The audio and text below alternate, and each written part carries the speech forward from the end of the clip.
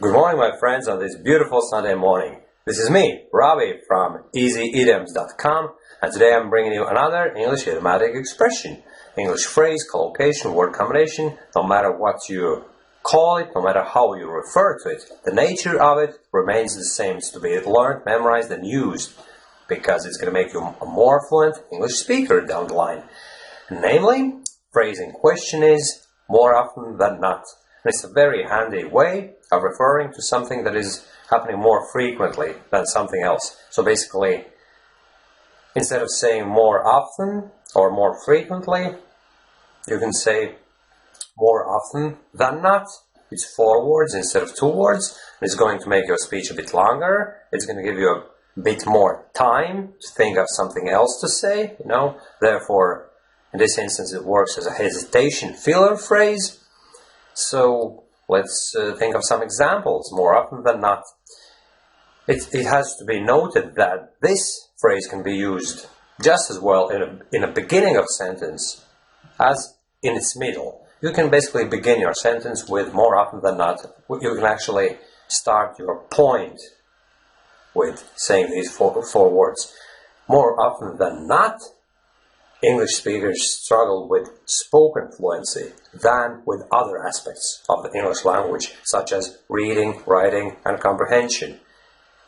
Spoken language, the oral fluency, is the biggest problem for foreign English speakers more often than not. You see, I started making my point with more often than not, and then I went on to elaborate on it, and then I actually finished it off with the same phrase, more often than not, You can use it whenever you want, in the beginning, in the middle, or actually in the very end of a sentence. And here's another phrase. I'm improvising as I go along, because you are very well aware that that's the nature of these videos. So if you expect these videos be perfectly structured, ideally, it's not going to happen, my friends, because it's all about improvisation, ability to say things instantaneously, spontaneously, just brainstorm something. And that's the way I do these English idiomatic expression videos, right? And more often than not, I don't know what I'm going to say a few seconds down the line when I'm making these videos, Say, for instance, this sentence, more often than not, I actually don't know what I'm going to say. It's a typical example of how I actually didn't know what I was going to say, because I had no clue what I was going to say when I even started saying the sentence. It just somehow happened, it just crossed my mind. It just occurred to me that I could use the very phrase to illustrate the previous point which I made about not knowing what I was going to say, So that was the second sample sentence, and let me think of the third one. As you know, all these videos contain at least 3 sample sentences.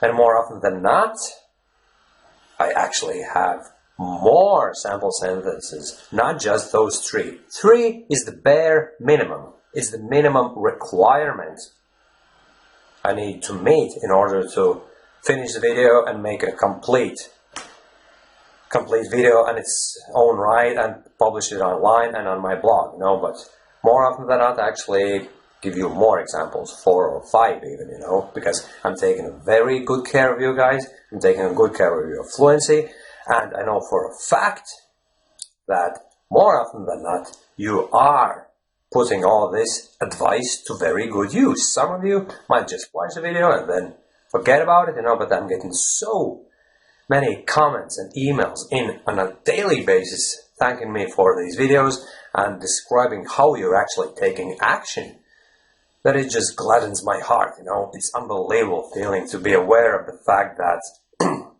all this advice I'm providing to you, I'm paying forward to the foreign English speaking community, is actually being acted upon. You're heeding to my advice, and it's a great feeling. And yeah, that's about it, my friends. Today's phrase was basically more often than not.